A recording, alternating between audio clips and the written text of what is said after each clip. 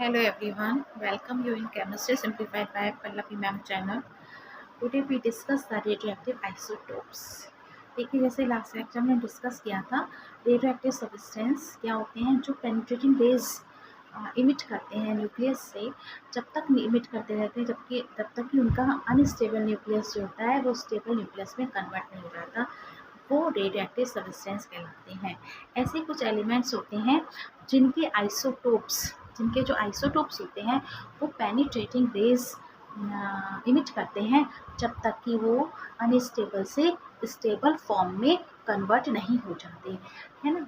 जैसे कि एग्जाम्पल लेते हैं हम हाइड्रोजन का, कार्बन का। हाइड्रोजन के 3 आइसोटोप्स होते हैं 1H1, 1H2, 1H3, जिसमें से कि केवल 1H3 जो है आपका रेडियोएक्टिव आइसोटोप है जो इमिट करता है रेडियोएक्टिव रेज। ऐसी कार्बन 612, 613, 614 में 614 जो है आपका रेडियोएक्टिव रेज इमिट करता है, इसलिए ये 614 जो है रेडियोएक्टिव आइसोटोप है।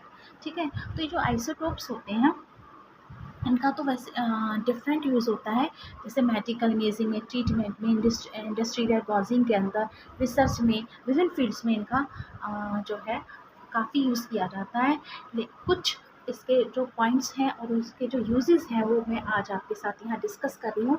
जैसे कि कोबाल्ट 60 इसका जो यूज़ होता है, कोबाल्ट 60 इसका यूज़ होता है कैंसर थेरेपी और स्टेलाइजेशन में। ठीक है, और फिर आता है आयोडीन 131, इसका जो यूज़ होता है थायराइड जो कैंसर होता है उसके ट्रीटमेंट में आयोडीन 131 का यूज़ किया जाता है। सोडियम 24 इसका जो यूज़ होता है ब्लड सर्कुलेशन के ट्रीटमेंट में इसका यूज़ किया जाता है। ब्लड सर्कुलेशन का जो से उत्पन्न जो डिफेक्ट्स होते हैं उसके ट्रीटमेंट में N24 का यूज़ करते हैं, Na24 का यूज़ करते हैं, सॉरी। ठीक है, जो मतलब हमारा जो ब्लड सर्कुलेशन होता है बॉडी के अंदर उसमें जो डिफेक्ट्स उत्पन्न हो जाते हैं, उससे जो डिफेक्ट्स उत्पन्न होते हैं उसके ट्रीटमेंट में सोडियम 24 का यूज़ किया जाता है। फिर आता है फास्फोरस 32। फास्फोरस 32 का जो यूज़ होता है ये ब्लड सर्कुलेशन से उत्पन्न जो डिसीज़ होती हैं उसके ट्रीटमेंट में फास्फोरस 32 का यूज़ होता है।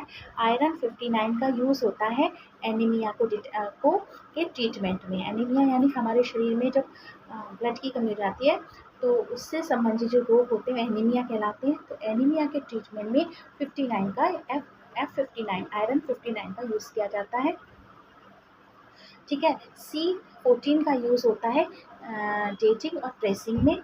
किसके डेटिंग और ट्रेसिंग में? जैसे आर्कियोलॉजिकल और जियोलॉजिकल जो सैंपल्स होते हैं उनकी एज को डिफाइन करने के लिए डेटिंग और ट्रेसिंग में आपका कार्बन 14 का यूज़ होता है। ठीक है, फिर आता है अमेरिसियम 241, इसका यूज़ होता है स्मोक डिटेक्टर में। ठीक है, स्मोक के डिटेक्टर में इसका यूज़ होता है।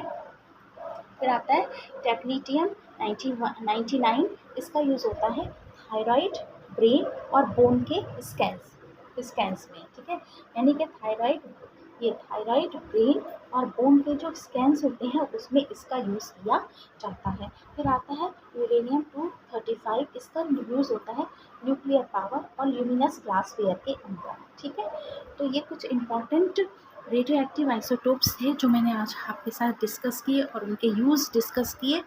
ठीक है, आई होप यू अंडरस्टैंड। यदि आपको मेरा पढ़ाया हुआ समझ में आ रहा है और पसंद आ रहा है तो प्लीज़ मेरे चैनल को लाइक कीजिए, सब्सक्राइब कीजिए। मिलते हैं नेक्स्ट लेक्चर में। Thank you.